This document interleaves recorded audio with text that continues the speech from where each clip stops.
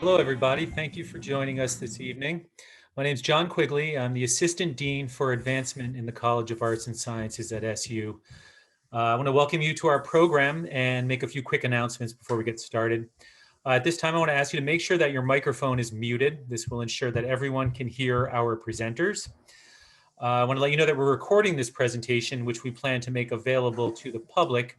If you don't want your image recorded, feel free to disable your camera by clicking the video icon in the, I believe it's in the lower left-hand corner.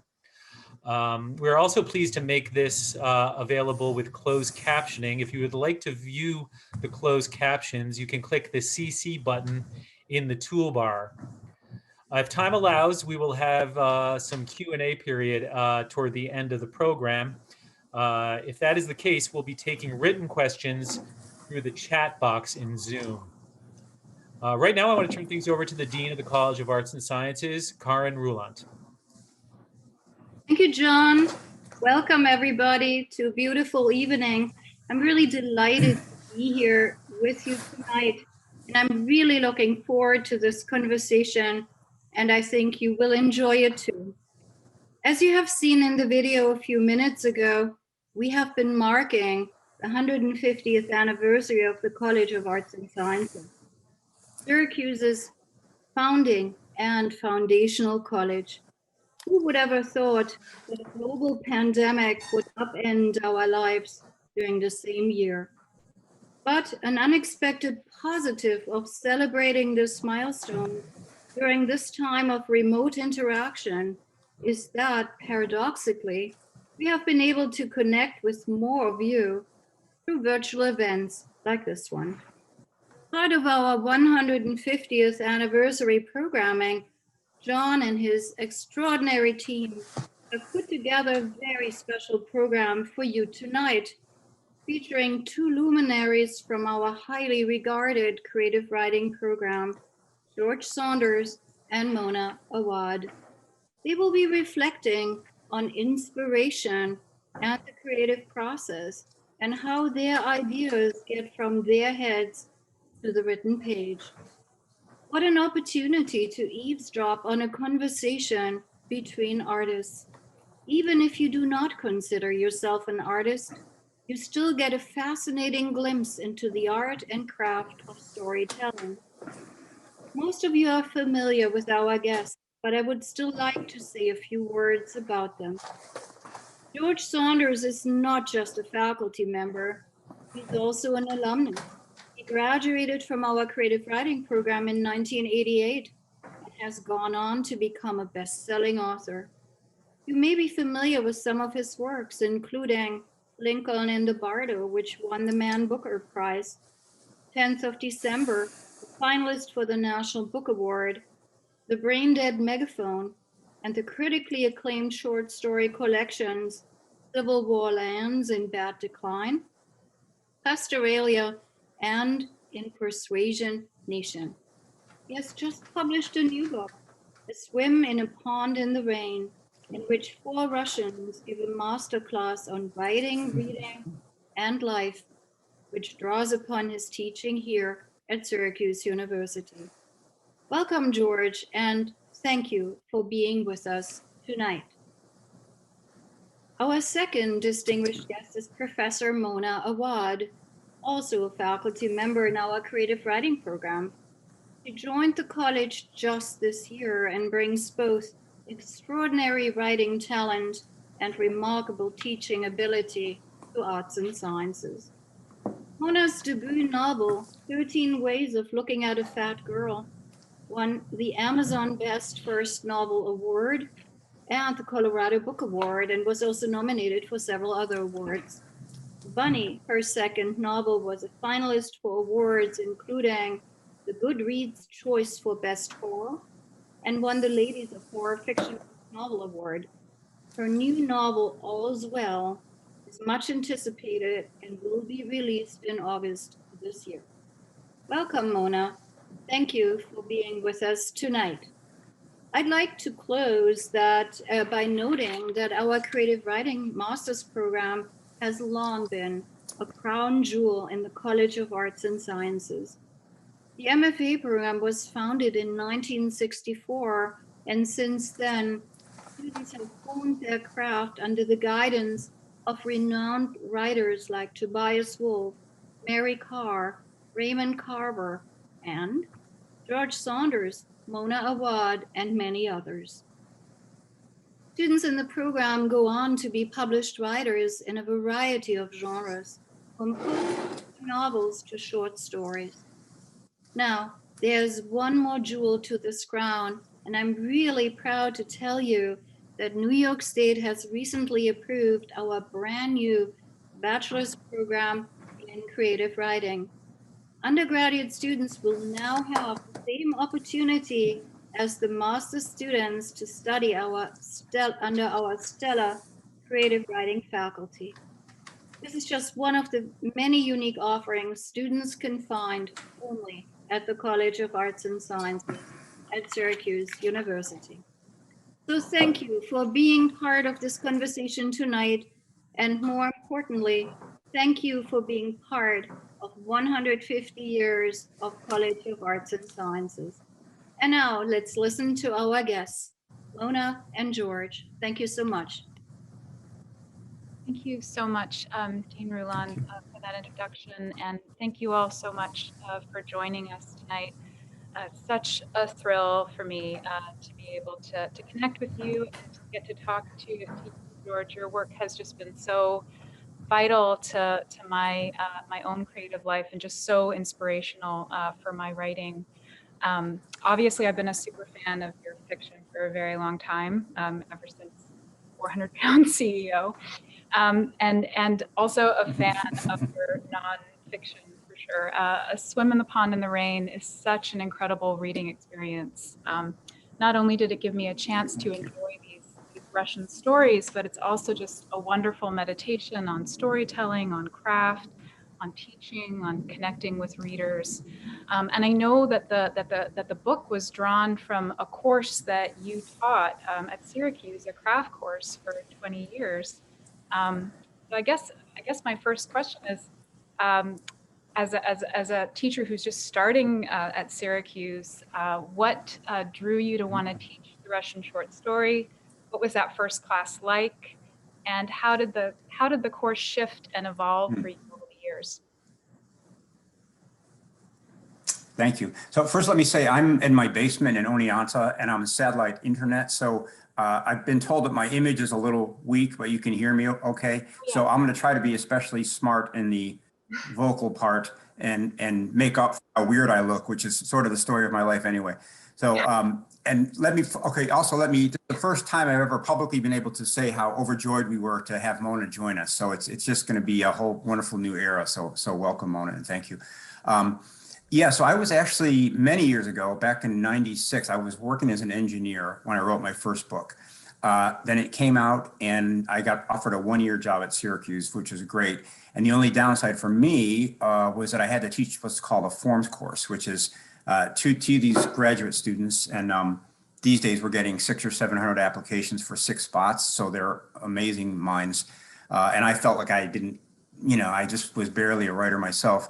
But I had been reading Tolstoy on a little break, and I thought, okay, I'll just declare that I'm going to teach a class on the Russian short story, and I'll read the stories later and figure it out.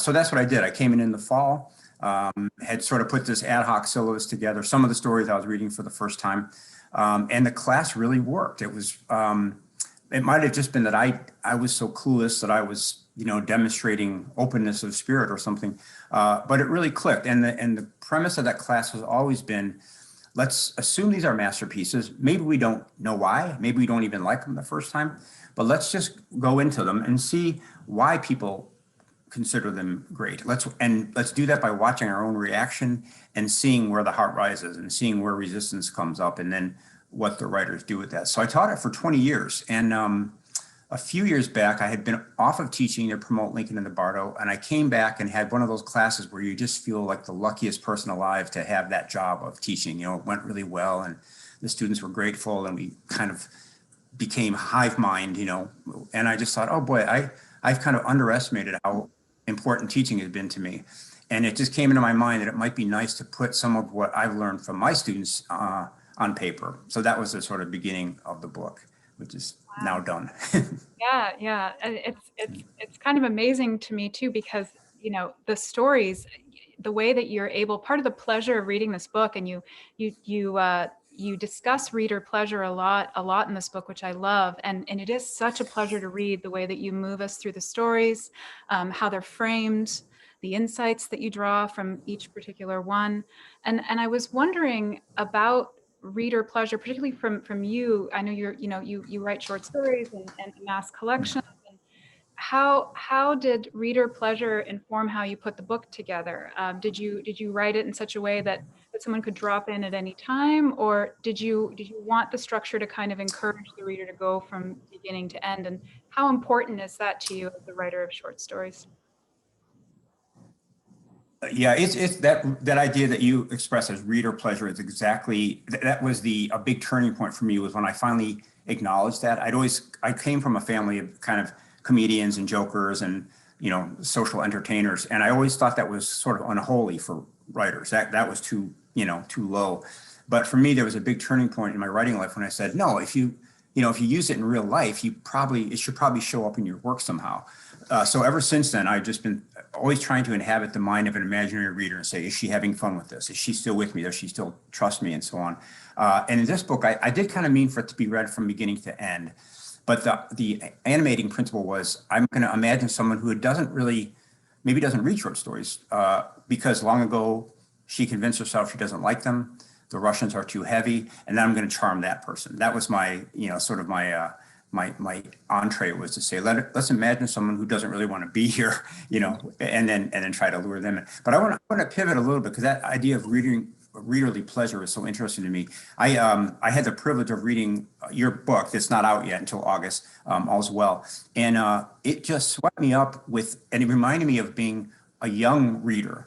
Someone who would just disappear into a book and not want to be anywhere else. So I'm assuming that principle is also something on your mind, because what I noticed in the book was that beautiful process whereby the reader has an expectation raised. We know kind of where the story is going, and then the story goes there, but with more, in a way that's surprising. And that's time and again, reading that book, I just had the feeling of, I'm in the hands of a master. I can trust her to know where I am in the book and then put me somewhere even better. So is readerly pleasure something that's an active part of your process? And if so, how is it executed?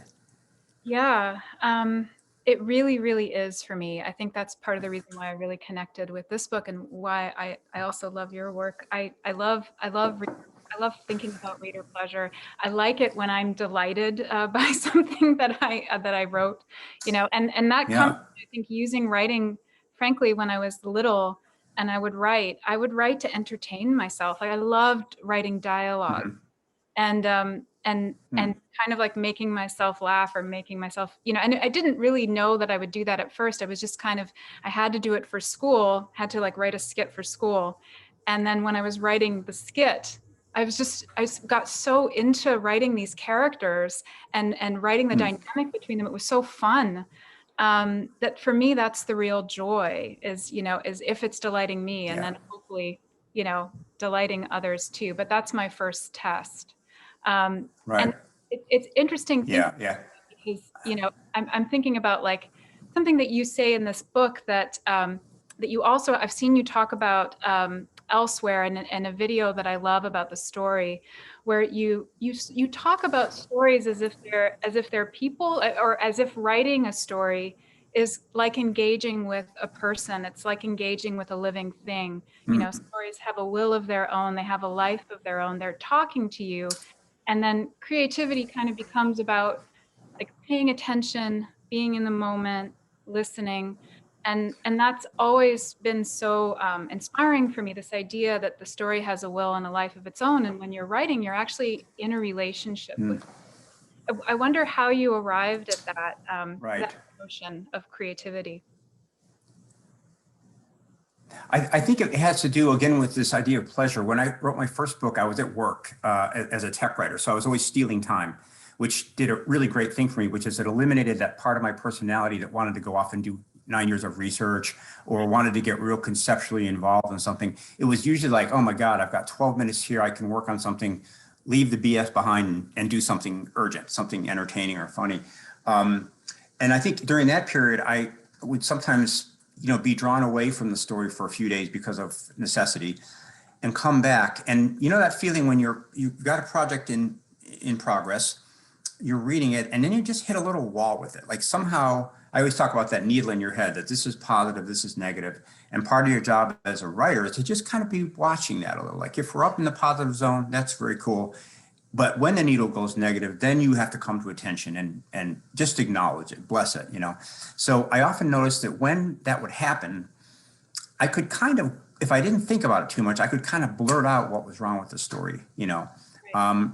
And then if I just paid attention to that blurt, that was the story telling me that it had a different plan for me.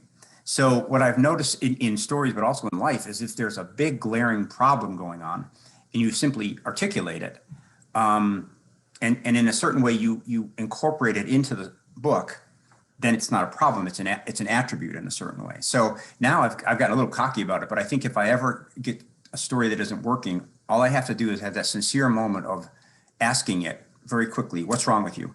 And then accepting its first answer and then accommodating that is kind of because actually that's what the reader's doing too. It's like a Houdini thing. Right. When Houdini gets his hands chained together and gets in a straitjacket, we all know what his problem is. Everyone knows what his problem is. And if he says, now, please throw me in the lake, then we all really know what his problem is. And the fun of that is to see him, solve the problem that everyone can see. So I think it's the same thing with a work of art, I would imagine. Did you have in this book, I'm kind of being selfish here, but I'm very curious about the process by which you arrived at the shape of your story in All's Well. And I want to ask the question one should never ask another writer, but I'm gonna do it anyway. How much of that shape did you have in mind the day you started? And how much of it came to you? Yeah. See, that's why you should never ask. Plot terrifies me because I started out as a poet. And so I would just write kind of voicey monologues that would go nowhere. But I love the voice, I did have some ideas of where it would go initially. I gave myself the structure. I gave myself a couple of structures, so I cheated a little, even though I didn't really fully know. Right. One of them, yeah, like the school year, right? It's structured over the course of a term in school because it takes place at a New England college, and it's about a theater production, an undergraduate theater production. So there was that kind of allowed me to have a spine. I knew that opening night was coming, and I was writing towards that. And then it's playing with Shakespeare too. So, and it is kind of riffing off of All's Well and Macbeth. And so there are structures in both of those that I'm playing with as well. So I kind of knew, I knew a little before I went in there, for sure. That's really interesting because one of the real beauties of that book is that it does have a poet's playfulness, and it feels that it's being written to honor language, but that really strong structure is under there. So it keeps you sort of going back and forth. Is this a book of beautiful language, or is it a book of compelling plot? And it kind of keeps going. Yeah, I'm both. So I had the same experience with Lincoln. The only long thing I've ever written was that I had to have the assistance of a kind of just a real playful, simple structure. Lincoln goes to the graveyard, Lincoln leaves the graveyard, and that was sort of like a scaffolding, or like a form that I could sort of drape the pretty garments over. But it gave me a lot of security to be a little crazy with language, knowing that it had a very simple, almost classic structure underlying it. But with stories, I work differently. But right, no, but that's so interesting that you bring up Lincoln, because I was just thinking about that because I revisited it over the last week, and what I love about that book so much is the use of voice. And I always, that's one of the great pleasures of your work, is your use of voice. And I'll never forget reading Pastoralia for the first time ever. And voice is something that you talk about in this book. You talk about it when you are discussing Gogol's The Nose story, obviously. And I wonder, for you, where do those voices come from? Because you talk in the book about how when you're a writer, you have to follow the voice. So I'm curious about that. Yeah, well, that was another big moment for me when I realized that I had originally an idea that a writer had one voice and it was very Ernest Hemingway, actually, but very classical, very reserved and simple objective statements. But, you know, Flannery O'Connor has this great quote, a writer can choose what he writes, but he can't choose what he makes live. So what I found was and even now, when I try to be, you know, a serious 62-year-old classicist, I just get boring. The language has no spark. But when I allow myself to create a voice, and they're usually pretty exaggerated and comic, then I can get some action going. And I know that that goes back to childhood, because when we were kids in Chicago, it was kind of the golden years of comedy, you know, George Carlin and Richard Pryor and Steve Martin and all these great people. Second City was there.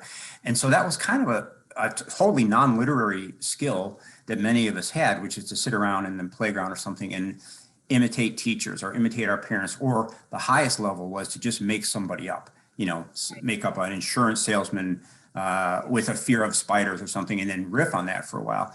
And so that was another place where when I finally started getting published, it was because I recognized that innate, I wouldn't even call it a capability, it's a drive. I love doing that. Then I could get something going. So when I concentrate on the voice being over the top, then all the other stuff kind of floods in. The plot and all that kind of takes care of itself in a weird way. Yeah, I mean, did you have go ahead. If we could go back in time, now you mentioned your journals, yeah. But we could go back in time. Was there one moment where we could look into the brain of the 4 or 5-year-old Moan and go, oh God, that's a writer right there? Was there a mode of thought that you recognize as being there? I think, I mean, I don't know if this is the case. This is something that I love humor. I've always loved humor. And I used to kind of be known as sort of like a jokester in my family. Like I was always the person who was just trying to like make people laugh. And telling stories, I would often lie in order to make a story better. So I did that a little, exaggerated. Got a real kick out of that.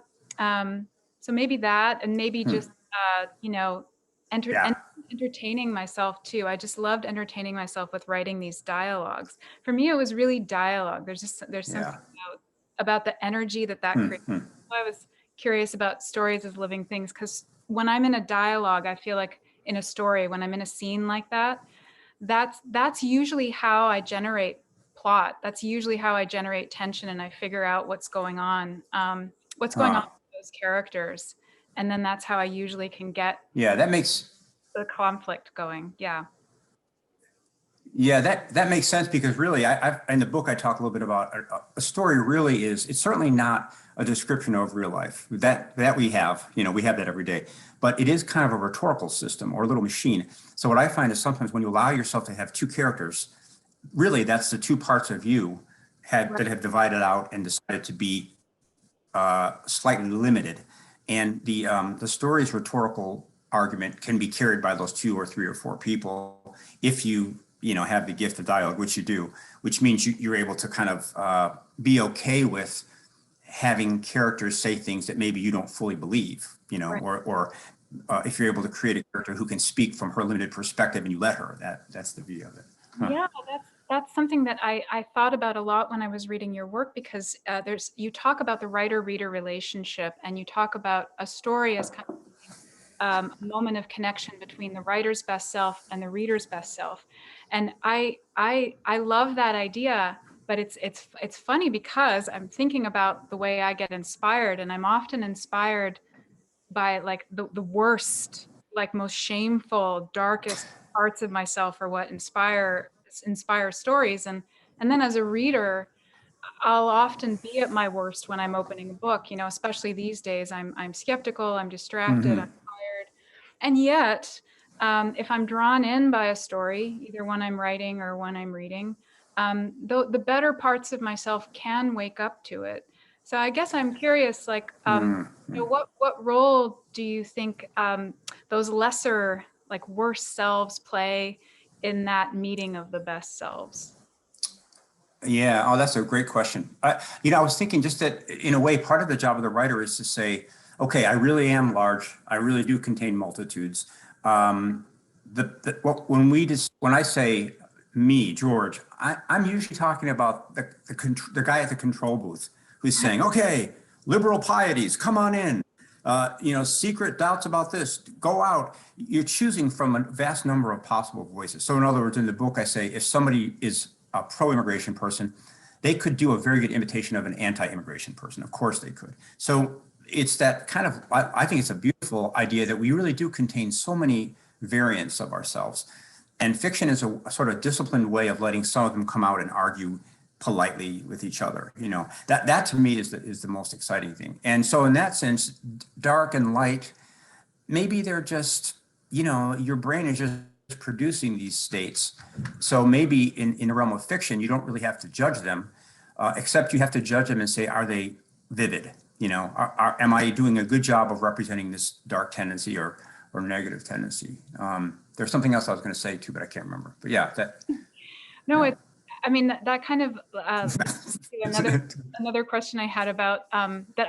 I love that you give expression to this. You talk about like artistic knowing versus the kind of knowing that you can give expression to. And I'll just read this passage because I love it so much.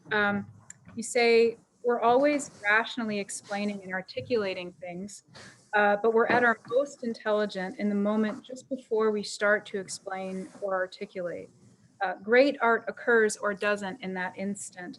What we turn to art for is precisely this moment when we know something, we feel it, but can't articulate it because it's too complex and multiple.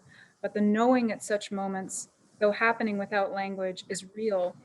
I'd say this is what art is for, to remind us that this other sort of knowing is not only real, it's superior to our usual conceptual reductive way. And then later in the book, you say that writing well, there's almost no analytical, intellectual thinking going on. And for me, I mean, I totally agree with that. That's wholeheartedly like the case in my writing too. But I wonder about being a teacher of writing and how it kind of asks of you to be analytical, to kind of articulate what's going on in a piece and then communicate it to a student. So how do you keep that way of knowing alive as a writer when you're also a teacher who has to kind of articulate the history of what's going on the page for a student? Yeah, that's a brilliant question. One of the I'll toot our own horn a little bit here. One of the beauties of the Syracuse program is that we have always had faculty that are really wonderful writers first. So they're sometimes writing in the morning and going to teach in the afternoon. So what I started doing very early, because I could sense I couldn't survive otherwise, I couldn't fake an academic presence. I just started talking about exactly this. In other words, okay, we're going to workshop your story today. We've done our best. We've thought about it. We've marked it up. We have notes articulated, but we all know very well that's only a fraction of the truth about your piece, and that we're just badly approximating the truth about your writing. So in other words, let's try to build in an awareness of this intuitive aspect of what we do. The difference between a great writer and a so-so writer, it probably isn't in their craft talks. They probably both say the same thing. I know they do, but it's that moment of intuition that really distinguishes one from the other. So I think with the way we do it at Syracuse, anything that is actually true to us in our practice, even if it's hard to say, we can build it right into the class, So it's a way of kind of making sure that we ask the right questions and interrogate the right. How have you found, I know you've only taught on Zoom so far, right? Yep. This year there, but how have you found our students and what's it been like for you? Because you've taught at great places, Browns and Tufts and UMass. Yeah, no, they're so great. I mean, it's amazing what you were describing with your Russian class. I taught a fairy tale class this fall, and I'd never taught fairy tale before. That was my forms class, my craft class on form, and it went so beautifully because of them. They're so engaged and so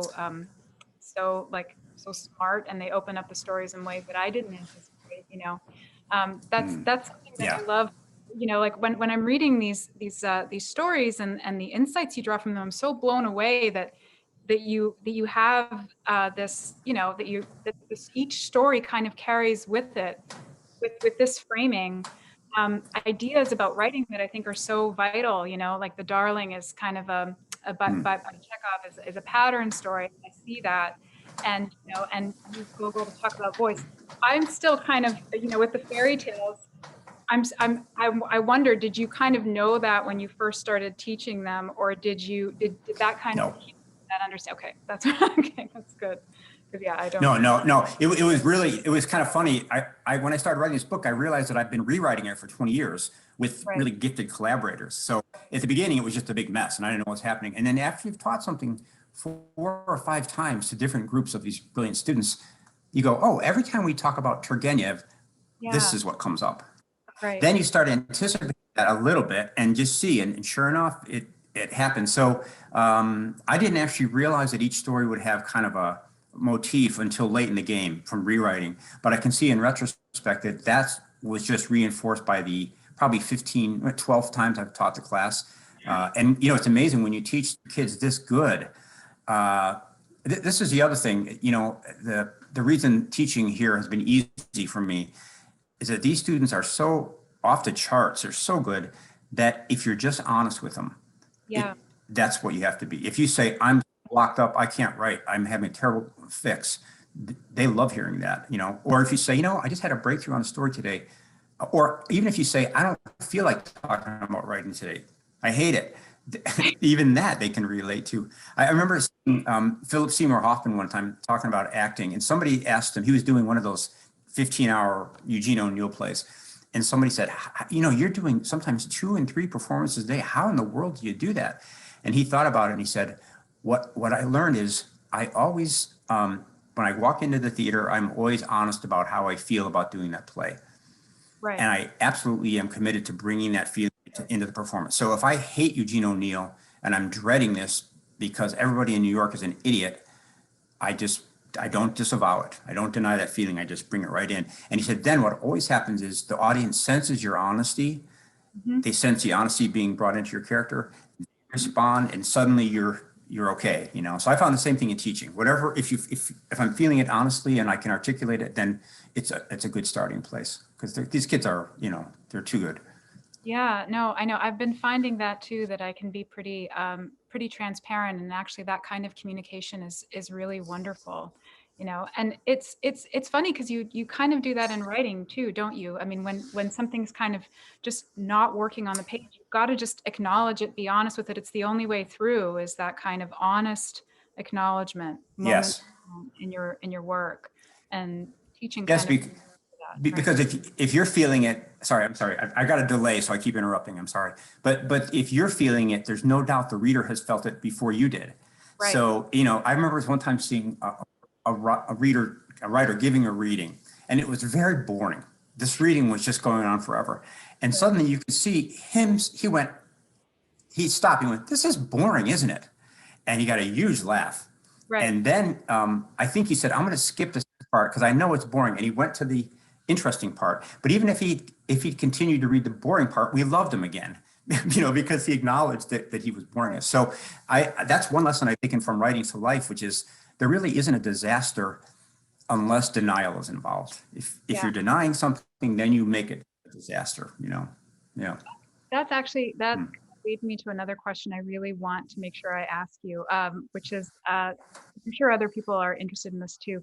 I'm curious about, you share in this book kind of how you came into your own creative style by writing these, you describe them as dark Seussian poems, and that you drew a cartoon along with them. And that made me think of the brilliant Linda Berry, whom you also reference in this book. She's amazing. I wonder about how switching forms might have opened you up, but also how you talk about humor, how humor opened you up. I'm curious about how it kind of allowed you to be creative in this new way and find your voice.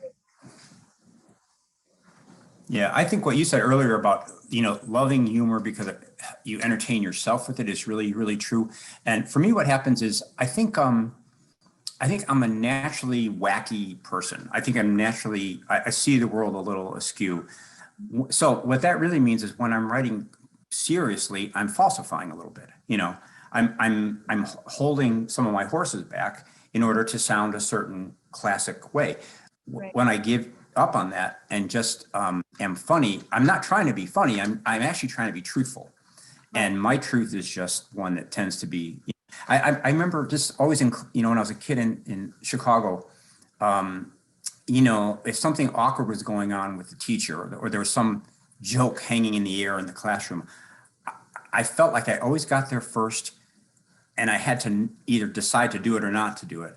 But it was such a joyful moment that I couldn't help do it. I couldn't help. So I think in a certain way, and I teach this, I try to teach it to our students because, at that level, when you have been one of 6 out of a class of 700, and that's 700 already self-selected because they're applying to an MFA program, you're already a wonderful writer. So then the question is, which wonderful writer is it that you're going to be? Or, how can we get you to write like only you can write? And I think that's where joy comes in, or joy might not be the right word, but a sense of fully inhabiting oneself by any means necessary.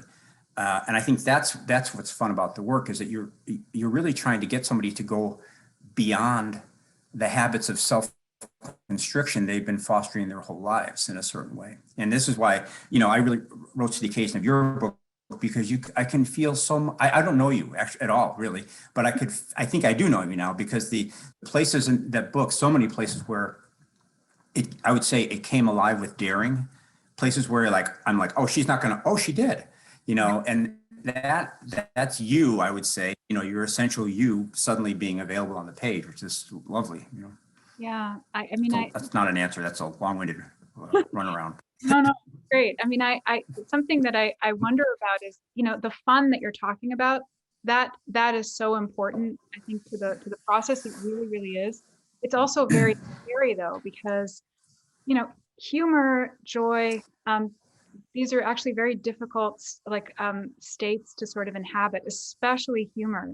And I wonder, it just comes so instinctually, or it doesn't. And if you're not funny, you're not funny, I wonder, do you ever, Right. are there ever times when you just can't be funny, or you find that humor, that fun isn't coming, and what do you do? Yeah, sometimes that's just, a bad day but other times the text is saying to you, don't run around the moment you've made by just resorting to a joke, So the text has a way of keeping you honest. And actually, I would say what we're talking about as comedy, I think actually probably a more specific way is to say it's wit. So Right. Wit is that which acknowledge whatever is actually happening in the text and then goes there. Sometimes wit results in a joke. Sometimes it doesn't. Sometimes it results in a surprising swerve to the serious. I think one of the things that comedy can do is, I've read somewhere that that cancer cells open up when they're exposed to sugar. So they like it, and so then they're more vulnerable to treatment. So I think something happens with humor. If I'm making you laugh, then you really trust me. Then if I suddenly hit you with a deep, dark truth, you're sensitized to that, and you kind of are willing to accept it. So I think there's a lot of things that can happen under the category of comedy. Right. But I wanted to ask you, I get this question a lot. When you're being funny, let's see, put it this way. We're making it sound like writing is just a picnic all the time, and then we're just down there eating bonbons and laughing. But is it possible for you to, in a typical writing day, say a 3 or 4 hour day, characterize the topography of the fun you're having? Oh gosh. It's terrible. The morning is usually, I always write in the morning, and the first hour or so is usually not good. At least the first hour. Sometimes I have to wait, I remember texting a friend, the fifth hour, you've got to wait. Oh, wow. And then it really, and then it can really just come. It's different every day. And, but then when you it's just like kind of what I was saying about reading. It's like, I'm skeptical. I'm distracted. I'm kind of coming to the desk in bad faith, no faith in my own abilities. But if I stay, it does reward a kind of attention and patience, as scary as that is. I mean, that's something that really terrified me that you talk about in this book. Your notion of the creative process is really exhilarating, but it's also very scary, because yes, there's no overarching decision to be made. You talk about that. There's no big overarching decision to be made. It's 1,000 little decisions that you make in the moment, which is super freeing on one way, but in another way, it is very scary, Yeah, so I wonder about that. Yeah, and really, it's funny because a book like this. Yeah. No, sorry, but I think a book like this, it sounds like an advice book, but really, for me, the advice I give my students is nobody knows anything about how this works, actually, how writing works. It's too complicated. So compile a list of mantras that work for you and treat them as if they're true, So for me, when I was younger, what really stopped me in my tracks was the idea that I had to decide in advance what writer I was, which lineage I was in, which voice I would use. That just gave me such anxiety that it froze me up. So what I did was I gave myself a mantra, which is you don't have to decide. You just have to make every good decision you can every day. And in the end, when you've got 200 pages, then you will have said what kind of writer you are. I still find that really liberating. I'm working on something now that's going off into the bushes somewhere.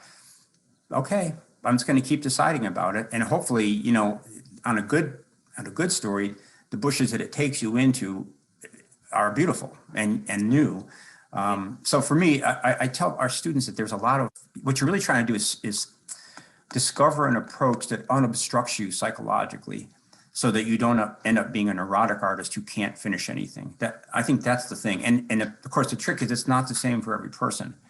And we've had so many amazing students come through there, and I've realized that the ultimate thing is to have a talent for having talent. They all have talent, but some of them have sort of, I would say, neurotic habits that make it impossible for them to get to their highest ground. And others, who maybe aren't as talented, just have a gift for their particular talent, and they are able to. So it's really endlessly fascinating. Yeah. But I wanted to go back so in the 2 or 3 hours there that are not so good, are you in an agony? Are you kind of just going, well, this is typical 1 or 2 hours? Because I know some people have the idea that writing has to be a torture, and other people have the idea that it has to be an exaltation. But where do you fall on that chart? Well, I'm scared if it's not exhilarating. I'm scared because I fear, to be honest with you, those have been the happiest moments of my life. And I'm so terrified that I will not have those again, like that they're just not available to me for whatever reason. So that's why I think not having them, it's so distressing, even though I understand that it cannot be like that all the time. I fully understand that, but there's a fear that I'll never experience that again, so that's how, so when it does happen. Really beautiful. It reminds me of like if yeah, no, sorry. Oh no, go ahead. Yeah. It reminds me of like a superhero who suddenly can't fly. She's like, oh my God, I really loved flying. I hope I can do it again. That's a beautiful description. Yeah. And I think that's, I think when people talk about the agony of being a writer, it's exactly that feeling that you have once been to the promised land through no decision that you made. You just blundered into it. And then will the fates allow you to keep blundering into that again? And also your job depends on it. So that's another part. Yeah, it's just that. But yeah, and the fact that it is, as you say, I mean, the stories are still, and you acknowledge this, and I love this, the stories are still, these Russian stories are still mysterious to you, and that's the beauty. I mean, we could talk about them endlessly and they'd still be mysterious. And I think writing is like that too. It's mysterious. There's no real formula. Yeah. And that's what makes it scary, but also just really exhilarating and fun. So, yeah, and it's amazing that that's maybe the one thing that we have to convey to our students, because I think they come to us thinking, finally, a little respite from all this uncertainty, and then what we have to turn around to them and say, we actually, don't have answers. And you know what I'm finding at 62 is that the biggest enemy is as you publish more and you have a reputation, and especially when you write a book like this, Right.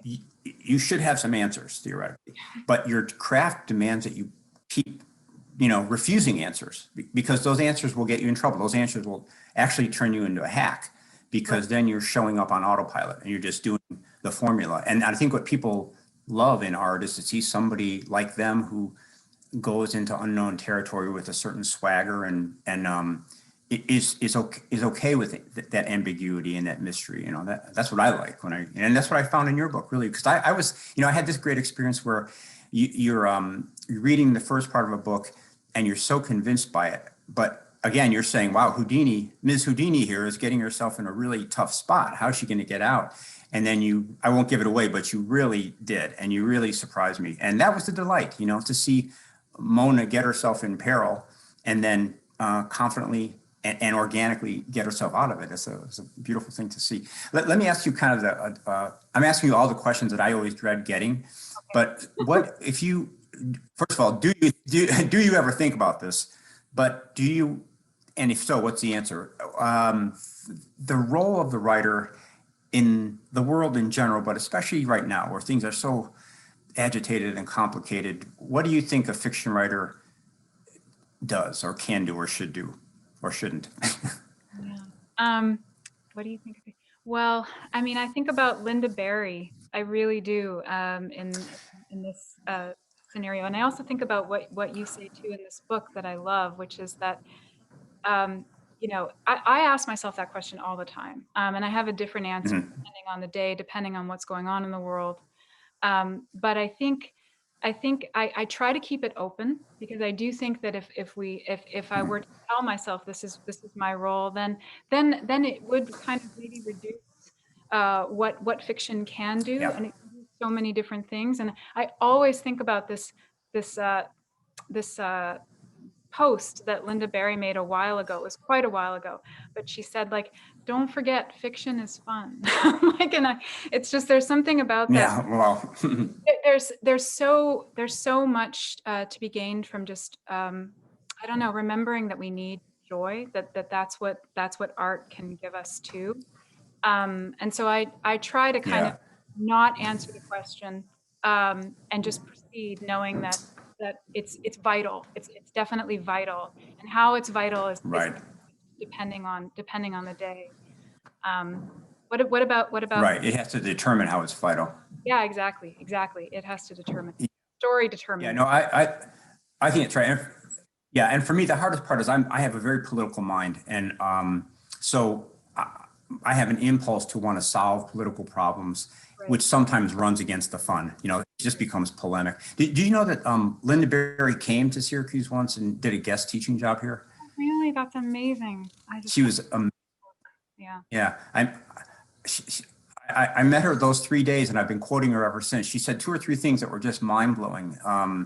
One of them that was really, for a short story writer, was incredible, was that she cited some scientific study. They did brain scans of people who were reading, I guess, I don't know how. And she found that there were, in the short lyric poem, the joke, and the short story all had similar brain firing patterns that the scientists interpreted to mean an instantaneous reassessment for form. So in other words, when you get to the end of the joke, I mentioned this in the book, get to the end of a joke about the duck who walked into the bar, and you realize, oh my God, there was a 15-page digression in that joke, then you laugh less. And likewise, when you get to the end of a story and you feel that it was badly shaped, I thought that was an amazing thing. So it puts the joke and the story in kind of the same familial group, which seems right. High stakes, low pay.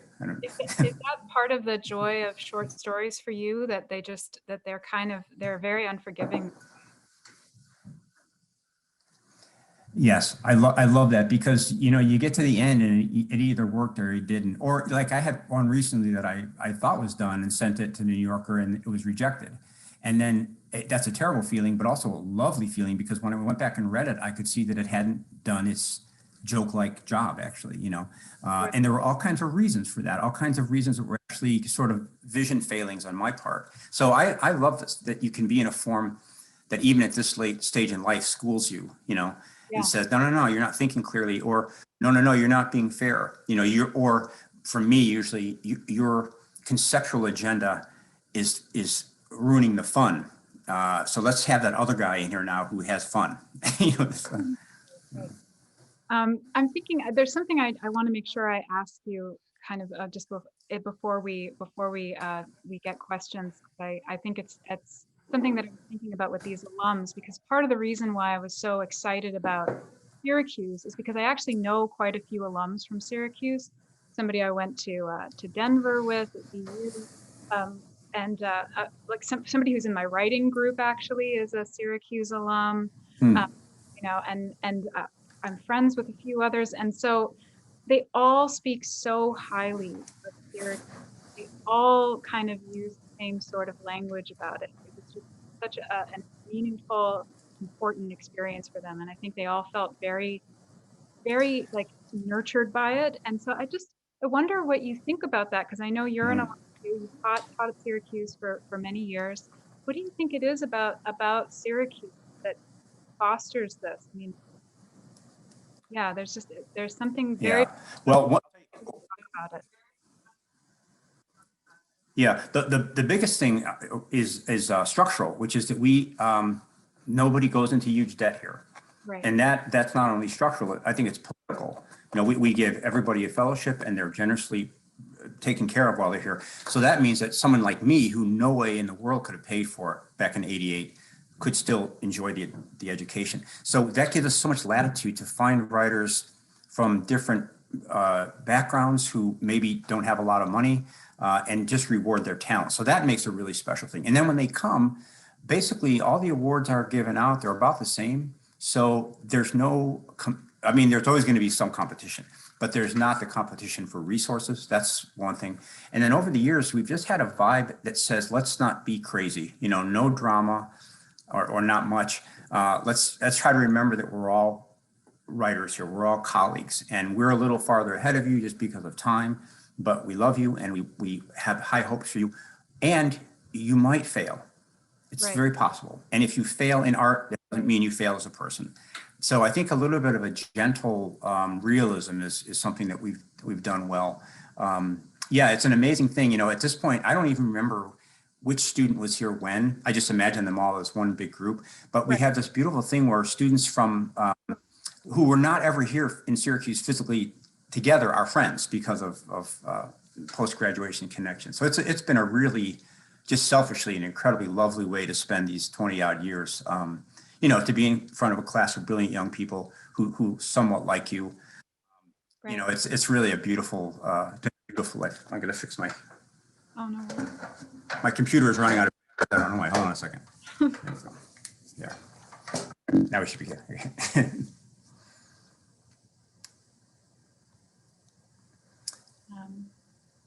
Should we take some questions? Is that something we should do? Yeah, do you, George and Mona, we have a few more minutes. We can do a couple questions. Let's start, and I apologize, we're not going to get to everyone's questions, but if you have one, please put it in the chat and we'll try to get to it. Marianne wrote, I love Lincoln and the Bardo. How influential was Mark Twain to you as you thought about and developed your picaresque characters? George, I assume this is for you.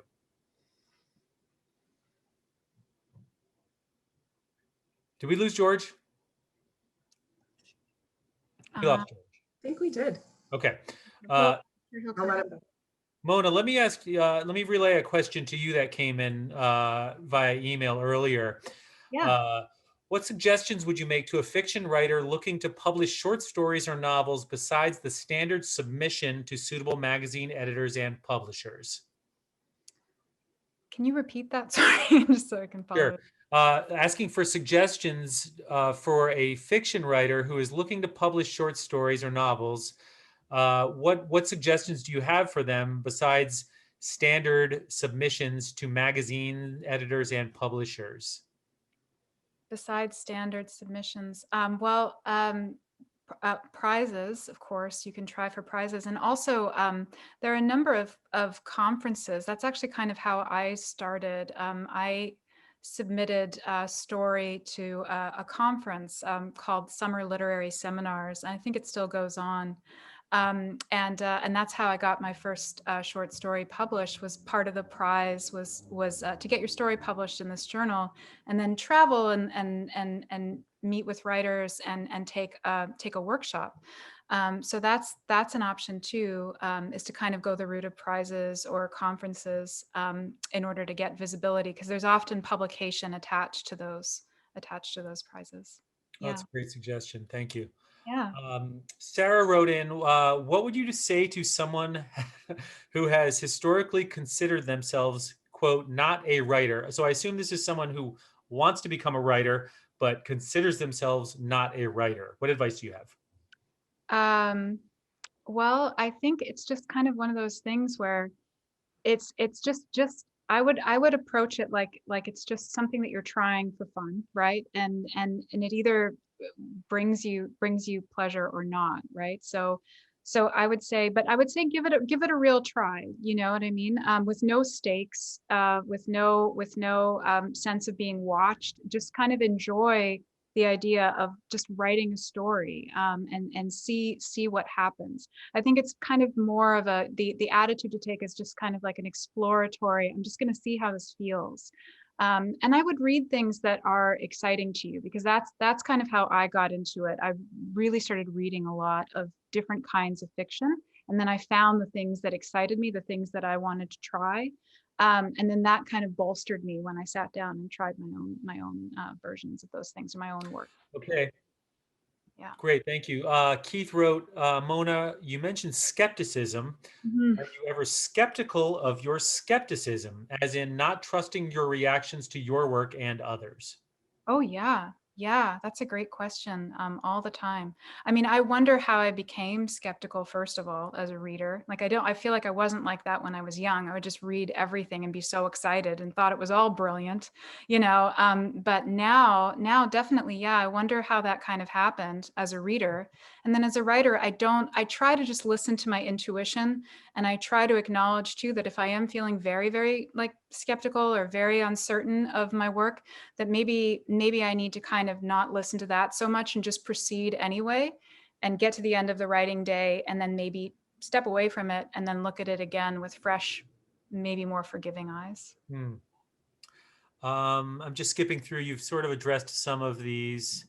Do you write every day is Marina's question. Not this term, because this is really this is my first year teaching full time. So I would not say I write every day at this particular term, but in the fall I was, and I do try to write every day, especially when I'm working on a project. And if I'm not working on a project, then I'll kind of give myself a bit of a break. George, you're back! Yay! Okay, George. I'm sorry, that was just a beginner error. I didn't have my computer plugged in, so I apologize, everybody. Yeah, we've all done that.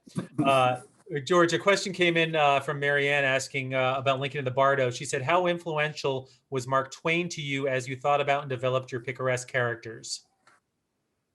That's a great question. I think Twain is always in my heart. You know, when I was young and kind of a beatnik, I went by his house in Hannibal, and something about that's the first author's house I'd ever visited. He wasn't home, of course, but it was so powerful to think like Mark Twain lived in this little house. So he's always with me. I think with Gogol and now Cervantes, who I'm just reading for the first time, he's somebody who really was able to kind of make people funny the way they're actually funny. You know, they're kind of always earnest and a little bit good. They think they're being good, and yet they are insane. You know, so he's definitely in my heart. And I think with that book, for sure, yeah. Okay. We are about out of time. I want to throw one more question out. This is from Sutton. A number of years ago, we had Joyce Carol Oates, who is an alum, back for a discussion on campus. Asked her if she had a voice on her shoulder suggesting ideas, and she said yes. And when it stops, you are in trouble.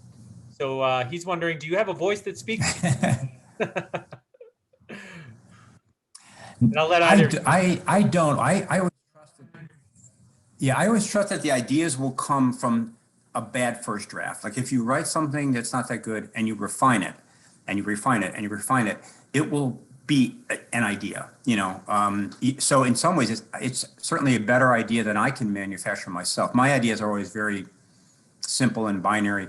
But if you make people, as we talked earlier, make them have a dialogue, you will find out that they're in a dilemma that you couldn't have imagined. And that's kind of the idea that you're looking for. And again, that's just one of those coping strategies. If I felt like I had to have an idea, I would be too nervous about it. And Mona, any voices? In I want to quickly say, Nope. No, please.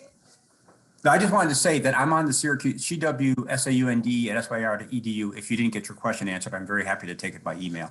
But Mona, your voice is in your head, please. Yeah, I think I do. I try to listen to it. I try to tune into it, you know, if I can. It's a different voice. It's always changing. But I trust it when I hear it, and then I try to follow it, for sure. It's like, it really is a listening thing. It's Beautiful. for sure. All right. Well, unfortunately, that's all the time we have this evening. I want to thank you, George and Mona, for sharing your time, your stories, your insights with us. It was a wonderful conversation. I also want to thank all of our guests for joining us. We really appreciate you being here. The College of Arts and Sciences will be doing more events like this one in the coming months, so keep an eye out for email announcements. We would love to see you again. And with that, I'm going to say good night and good afternoon to some of you, and have a good evening. Thank you.